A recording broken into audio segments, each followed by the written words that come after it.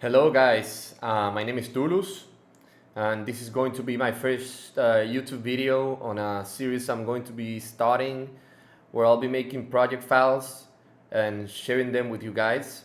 I believe project files are a really good inspiration source because you get to dissect them at your own pace, taking a look at the samples, the volumes, the panning, the mixing, the reverb settings, this and that, the automation, all of the stuff behind the finished track.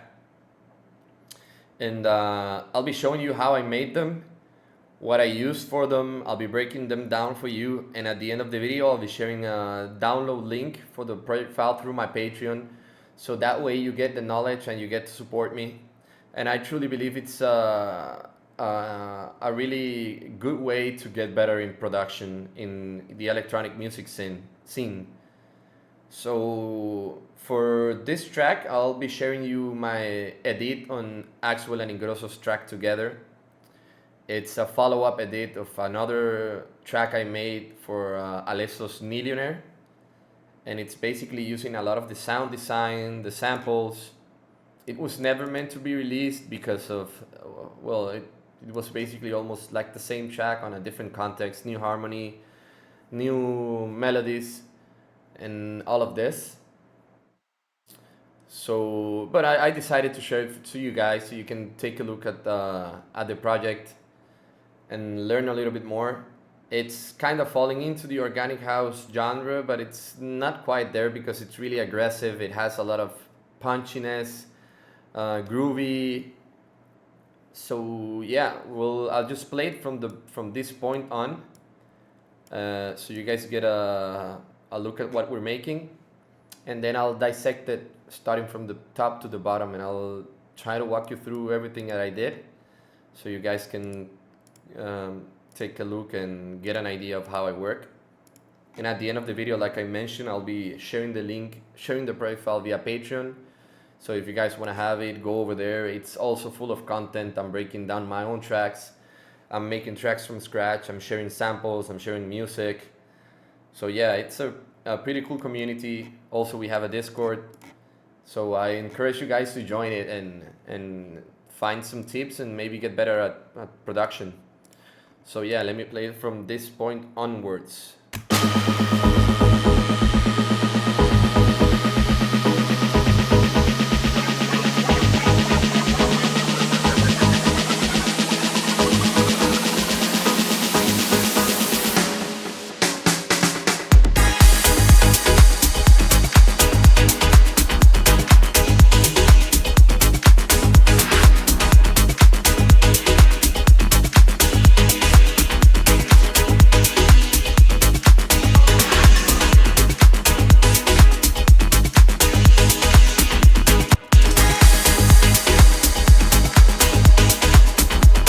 Yeah, and it just grows and grows. I think you get the idea.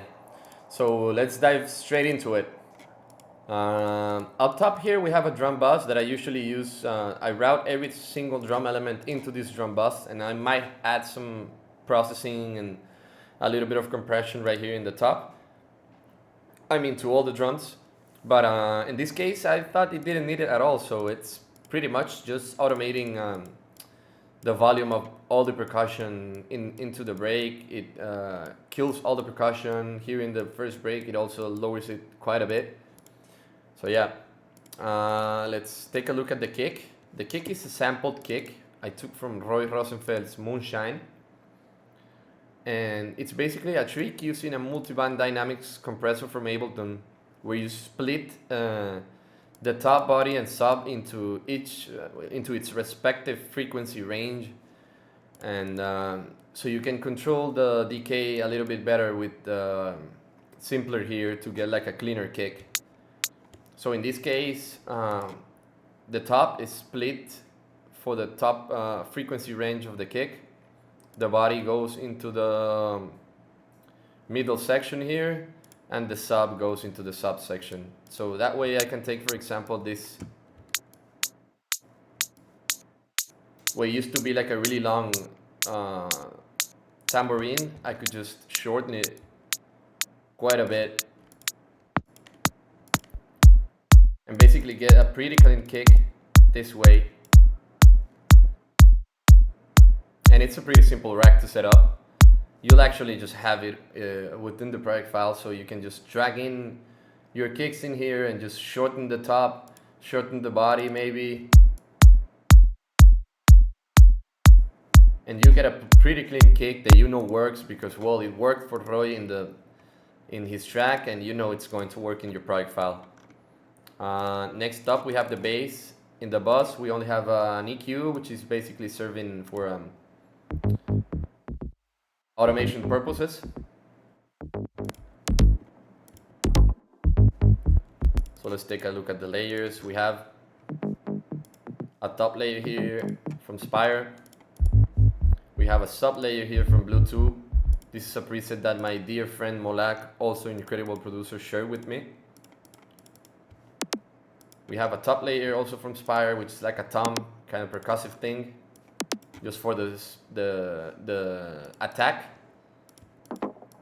We have another mid layer here, which is basically a wavetable synth from Ableton, some grain delay, one knob filter on the high resonance setting being modulated by the LFO, so you get an ever-moving bass sound, because the pattern is always the same. So I want some movement some way, so you can automate, open the decay, close it, blah blah blah, but in this case I just chose to modulate the frequency of the filter with a high resonance, so you get these open hits, which is close hits, some decapitator to distort it a little bit.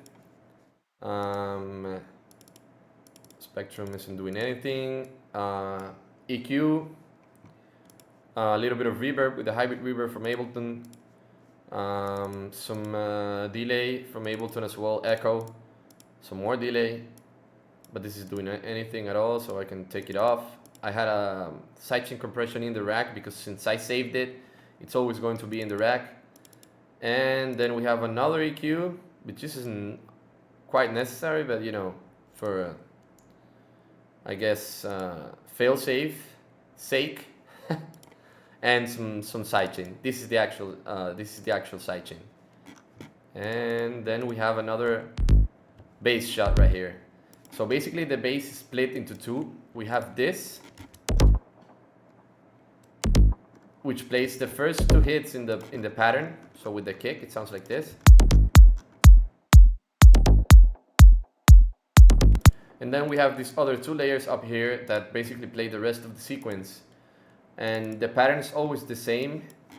It seems to be a G, D, and B. That looks like a G minor chord. Yep, it's a G minor chord. It's just playing a pattern. And it's playing the first inversion, I think. When you take the lower octave and put it on the... when you play the root note and put it an octave above, I think it's the first inversion of a G minor chord. G sharp minor chord, sorry. This is how the bass sounds. It's always playing the same pattern, but you get then you get this mid layer to change a little bit every time.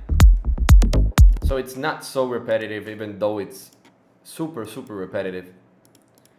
Then we go into my drums. I split my drums into two. Basically my main drums, which are my offbeat hat and my main clap, sound like this. And then my percussion.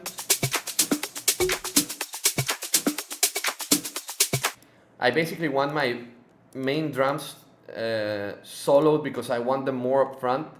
I might want my hat and my clap to be a lot louder than the percussion, and then I have the possibility to just raise the volume of this or lower the volume of the percussion.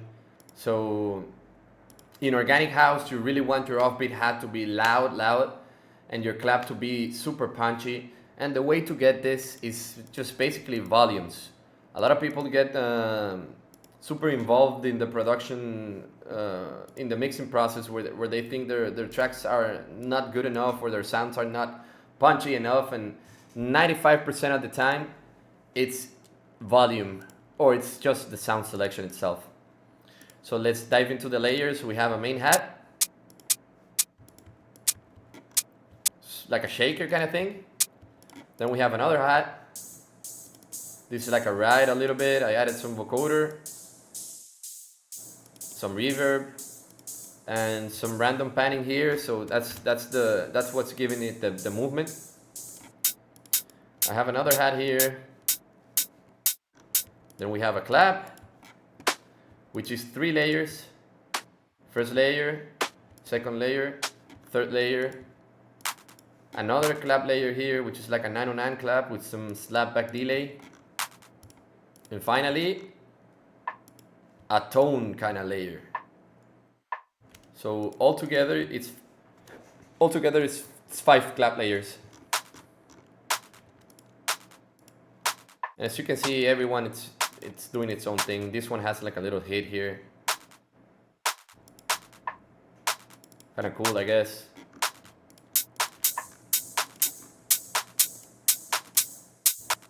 And that's basically it for the main drums. Then we move into the percussion. There's a bunch of stuff here, so let's dive into it really quick.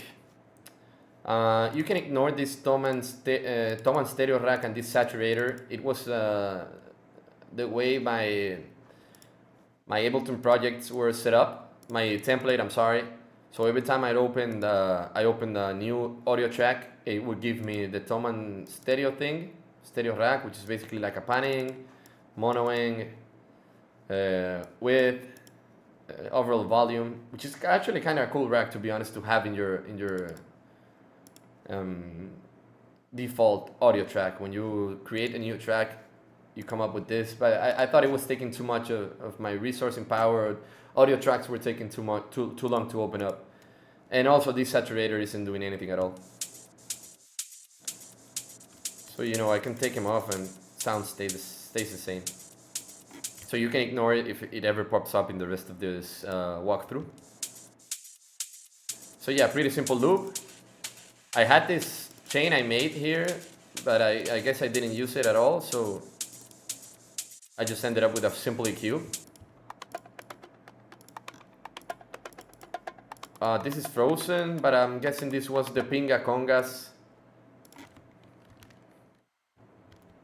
I'll show you the VST. The Pinga Congas or the Pinga Bongos, or maybe a combination of both. I imagine I play like a simple pattern like this. And I added some echo and some reverb, and you get this.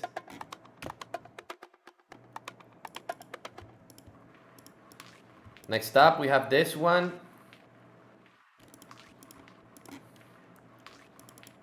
Which is kind of Foley loop with a lot of echo and this shaker fattener rack that I made. It's basically one of those background loops that you want to create stereo field in your percussion. So a lot of echo, well, not a lot, but it's pretty prominent, and some like kind of texture thing with the shifter and the vocoder and the redux. Makes it a lot wider. We have a shaker here, pretty simple. Another shaker here with, again, this shaker fattener. Oh, so it's the same shaker, but then this one turns it into a demon shaker. A lot crunchier and more like sandy kind of texture. Another percussion loop here, just an EQ, some panning. This classic top loop that I really regret using, but it's in the final product, so I'm just gonna leave it. But nowadays I would do something like this to this, because it's so overused in the organic house genre. I believe I was the first few people to actually finish a track with this loop, and then it just began popping up everywhere, man. So what gives this loop away is this first hit right here. That T. After that, it's just a pretty simple top loop. So I would just recommend, if you guys ever want to use this top loop, because it's actually pretty cool, to be honest, pretty punchy, I would just remove that first hit. Now it just sounds like a pretty regular top loop. Let's leave it like that, to be honest. Next up, we have some hats. Shaker kind of thing. Just some sidechain and EQing. Another hat loop, sidechain and EQing. Another hat loop, sidechain only. Sorry, EQing only. Another hat loop, just some EQing as well. A loop I sampled from Volen Sentir tracks Tauriel. And let's talk a little bit about sampling, because it's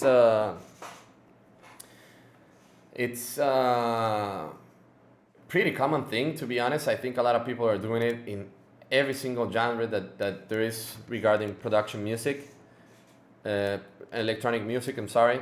Because, you know, sometimes these guys have, I mean, the loop is super buried in the mix.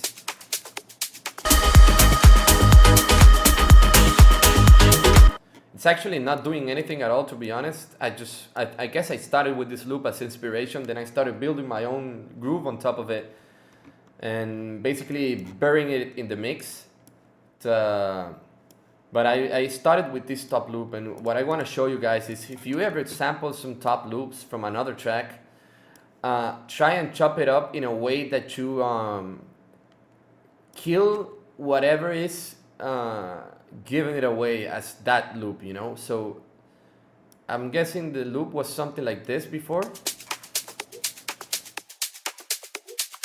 And then you can hear the ooh, this one,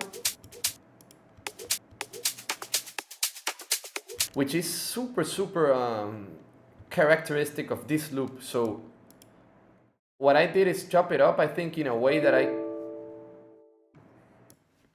sorry for that little crash right there, we're back into it. So basically I was saying that you have to try and take away whatever makes the loop sound like the original track. So in this case, it's that percussion thing. If you hear that, you instantly think about this track. And what I did is I just chopped it in a way that I got rid of that little percussion thing.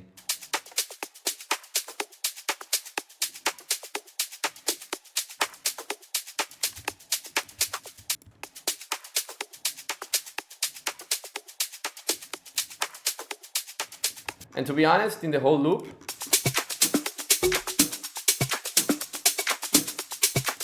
it's really not that noticeable, because, well, it's adding a little bit of this high energy and this shakers kind of thing. I could have gotten away with my own top loops or writing my own shaker, but like I told you, I started with this. Basically, I think I started with this loop as inspiration. Just put the loop, low passed it, and started writing the chord progression, the melodies, blah blah blah, and then I came up with the other layers.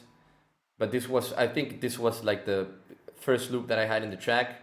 You know, I just wanted instant gratification and this instant feeling that the loop was done, so I could focus on the melodic stuff, which in my opinion is a lot more interesting than percussion. Some people really focus on the groove, then move on to the melodics.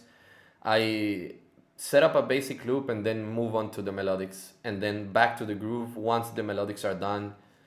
Because, you know, if you have a pretty full loop to begin with, percussion wise, then you'll find it hard to include a lot of melodic stuff. And my music is more melodic than percussive, even though the percussion also plays a big part. I also sampled the Disclosure Help Me Lose My Mind top loop, which is like this really cool kind of live hat loop. Out of hand and some EQing and some sidechain. Then I got this percussion thing that I chopped up from a loop. Another one right here, also chopped from a loop. It's like a pre-shifted clap.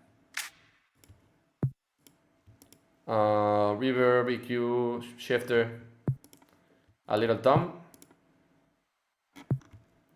Also cut from a loop. Another percussion hit right here. Just some EQing. Pretty simple. Another percussion loop, percussion hit cut from a loop. I should have low coded this.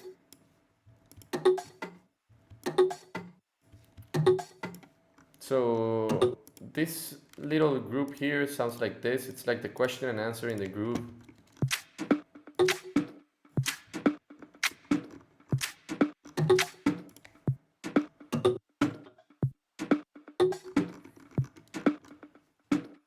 So it's a bunch of layers, but everyone's doing their own thing.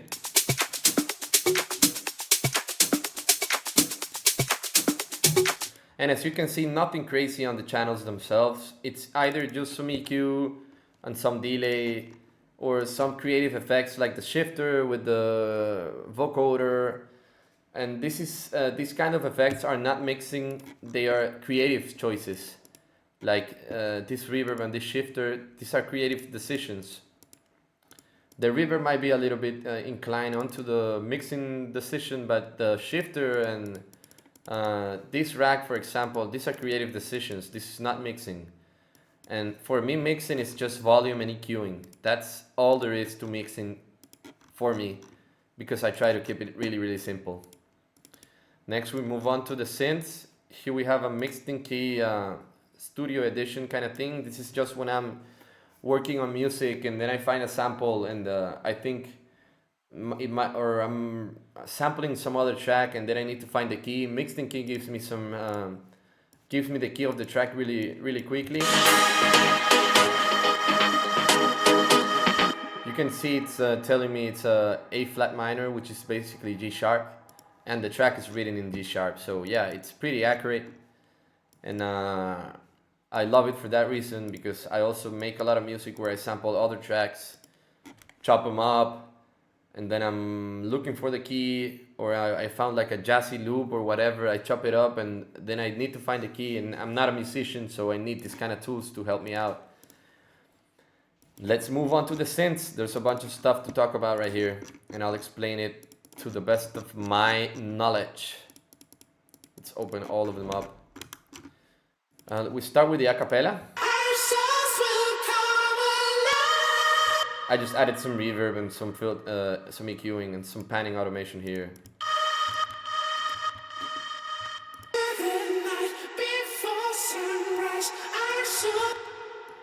Should be off right here, like this. Then I went in and I found the original track, and I just chopped it up, and I took that little guitar thing that I really liked from the original.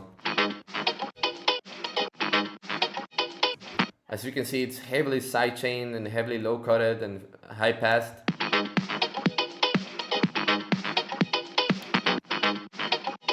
Because I just wanted the guitar.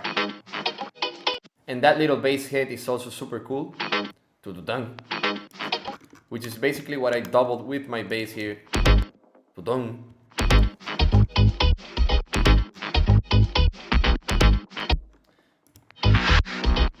That's how I got that. Then we move on to the chords. I have a chord progression change in the break.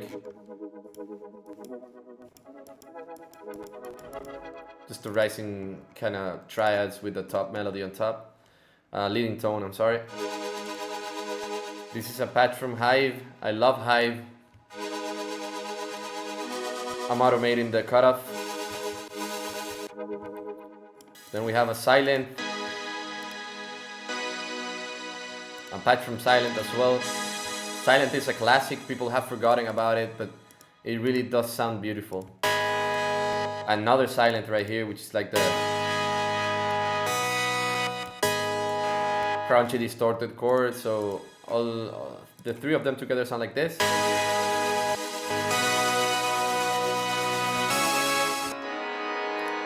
I have an Omnisphere organ here. So it's 4 layers for the chords, but you can see each individual layer, it's doing its own thing. This one is a pretty LFO kind of big pad. I have my super high kind of synth here.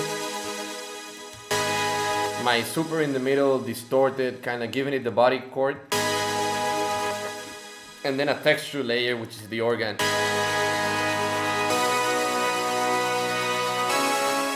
I'm a huge fan of Deadmau5, and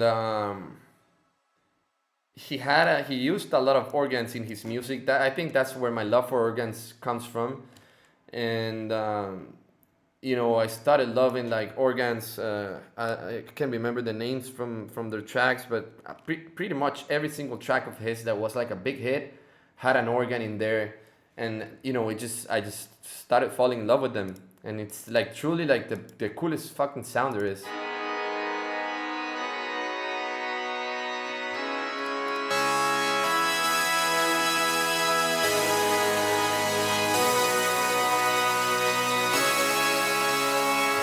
Nothing in this little chord group here. As you can see on the channels, there's just EQing in sidechain. Decapitator is a creative decision as well. Then we have this chord thing here from SRX Roland World. And some reverb. It's a pretty beautiful stab. I used in a track also with Roy Rosenfeld, a collab that I have with him called Vida. Then we move on to the main stabs. The main stab group has CLA guitars, vocals on the Start Me Up preset, and some, this appears to be something I did here.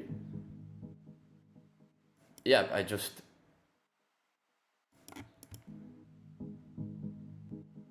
guess I just wanted like a little bit of echo in the end, or the automation is messed up. I might have used this somewhere else, but it got messed up. I'm just gonna delete it. It's not doing anything at all right now. First stab is Zebra. Pretty plucky and punchy. Then we have another stab here. I'm pretty sure this also was Zebra, but it was like modulating a lot, so I just chopped it up in the places that I really wanted it to be. Let's see how it sounded at the beginning. So it was a whole different pattern, and I just chopped it up and played the exact same pattern that I wrote the stabs in.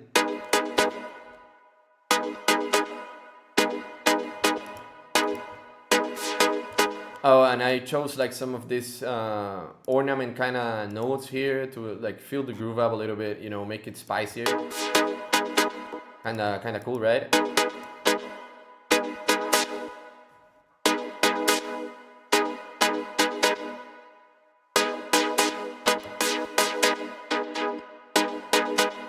Yeah, it does a little bit of kind of cool stuff in the middle there.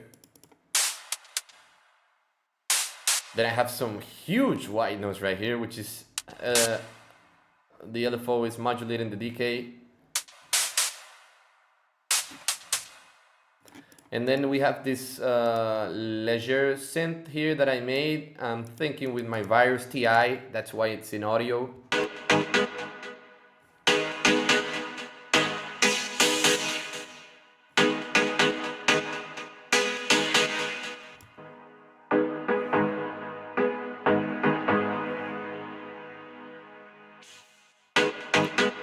Yep. You can come up with this kind of sounds with Zebra. There's a lot of really cool sounds in Zebra, and I could have done it with Zebra, to be honest. But I'm guessing I just had my Virus there on Reach, and I just went for it. It's a pretty thick sound, so altogether.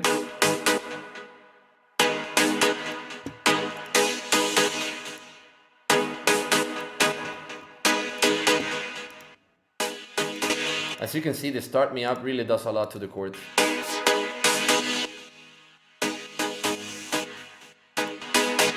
Adds a bunch of volume, but also makes it like super spikier and, you know, a lot blockier.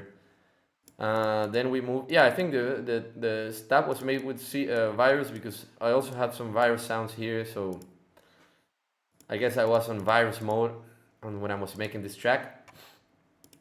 We have a lead thing here I wrote. So a layer from the Virus, a lot of reverb and filtering.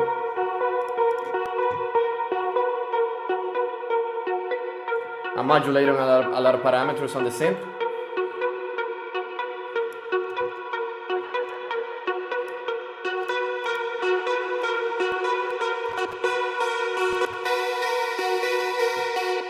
yeah, Virus has this really virtual, kind of harsh sound, but you know, it's the stuff I love. We have a layer here, and another kind of bell layer here. I had a bass layer in the lead, but I didn't use it.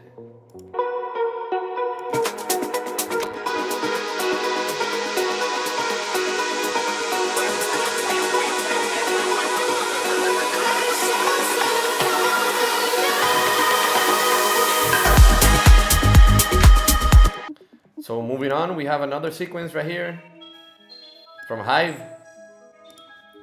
It's basically an ARP preset that's playing a major 7 chord passed through the Ableton scaler. So even though it's a major 7 chord, it's passed through the scaler, so it's playing the G minor scale, and it's probably being held as a G sharp. G sharp minor scale. So it plays the sequence on a G sharp minor 7 chord, right? Just some EQing, some glue compressor. I guess there was some crazy spikes. Let's see.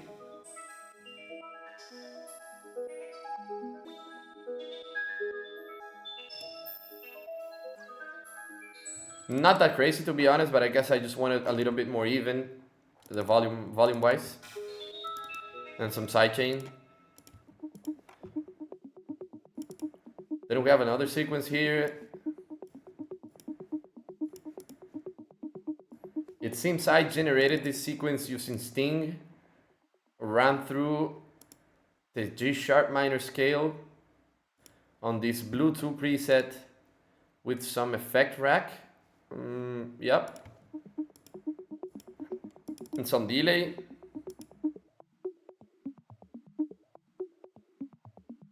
It's a pretty cool sequence on its own. Let's see.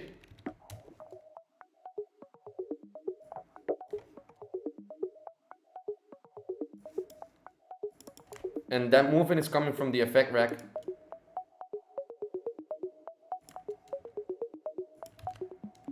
So yeah, I think I generated this sequence with the Sting. I might have messed around with it, you know, Sting generates some really random stuff, so you have to modify a lot of the notes in here to actually get like a better structured kind of sequence. Let's see how it was sounding before.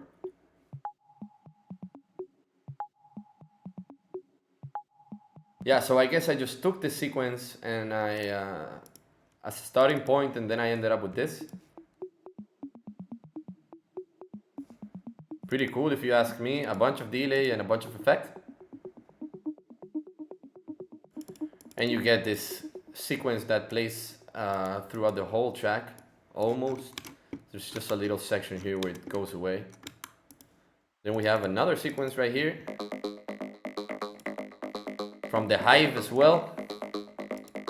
Same major 7 chord, same process as the same sequence. And as this one, and as also this one. It's a major 7 chord, run through the G sharp minor scaler.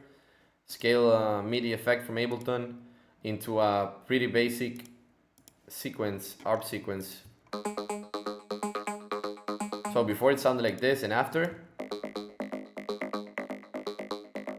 Actually, the major 7 chord isn't doing anything at all, it's just taking it an octave below or something. Which I could have done just pitching this sequence 1 octave down. Wow. And the sidechain isn't working for some reason, but let's put it. And that's it for that sequence. So the interaction between all of this sounds like this. You know, just a little bit of interesting stuff that happens in this section to keep the arrangement interesting, right? And then I have this stab here.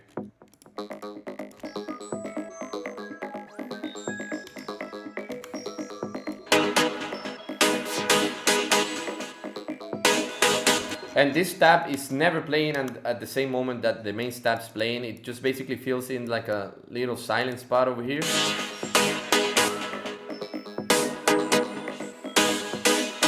Yeah, but it's never playing at the same moment. So yeah, it gets its own space And this is also a creative decision, but it falls into the mixing kind of category of the production process. Because if you had this step also playing at the same moment as the main step, then it would get lost. And then you would think like, how do I make this sound cut through? And that's when you start EQing the sound and EQing your main step to make space for this other sound. When all you have to do is choose the correct moment for that little step to play, and that way it punches through the mix.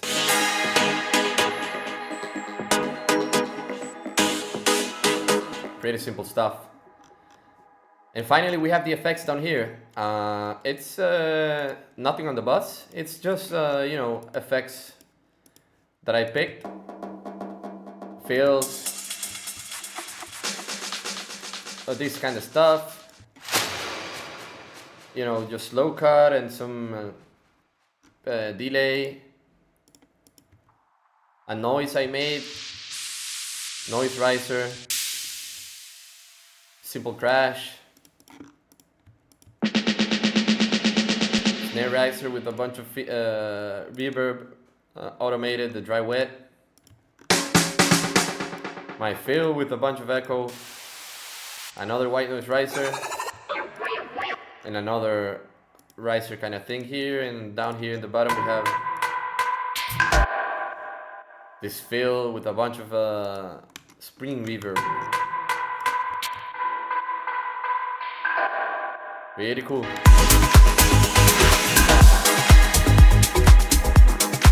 And I think finally over here we have, worth mentioning is this sound right here, which is another Spire bass preset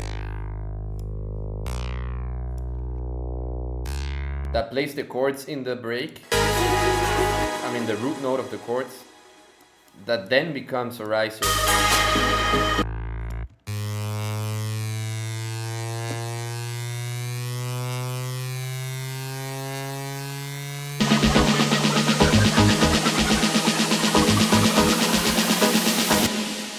And that's how you get that sound. It's also cool when you use the sounds you currently have in your project as effects. So maybe I would have taken like this tab right here, ran it through a bunch of effects, resampled it, and then I start using it as like details in the track, That's a pretty cool stuff that I know a lot of really good producers like Sebastian, he does this, like where he takes and resamples the sounds, runs it through a bunch of delay, and then he just uses it as an arrangement kind of sound to push the arrangement forward and keep it interesting. So yeah, I think that basically wraps up this project. It's a pretty simple track, but every sound fit together and every single synth fit together, and all the mixing is properly done, even though it's nothing crazy, it's just volume. The track ended up being really punchy and really, groovy. And it's a track a lot of these guys have been playing out a lot. I shared it to them privately, to Tim, to Seb, a bunch of other producers. They've been playing it out, and I think it's time for it to be out in the wild. And I hope the project works for you guys. It's in Ableton 12. It wasn't made in Ableton 12, but it's in Ableton 12 right now. And I'll talk a little bit about my sends and returns right here. I have a plate reverb for my drums. I have a spring reverb with some panning, just a different texture kind of reverb. I have another plate reverb here for like a longer percussion sounds. I have a Hall sound, a Hall reverb here for synths.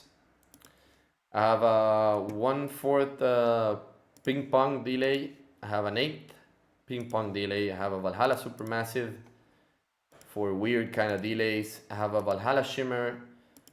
I can send the stuff right here to get like a huge swell.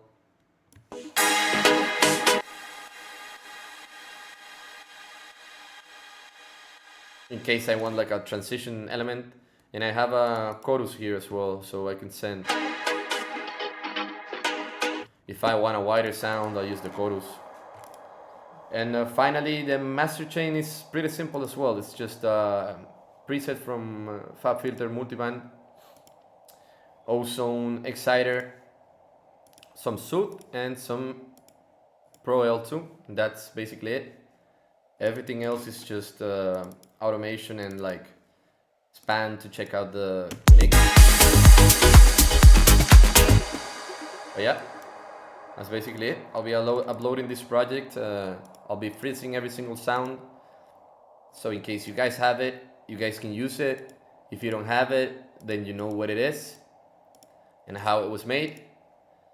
And yep, I hope you guys enjoyed this little video. And please, if you do anything with this, if you made your own version, if you decided to use the percussion in a different track or the synths, please send it to me. I just want to hear it, what you've done, and I could give you some feedback also, how to make it better or whatever. You know, I'm an open book.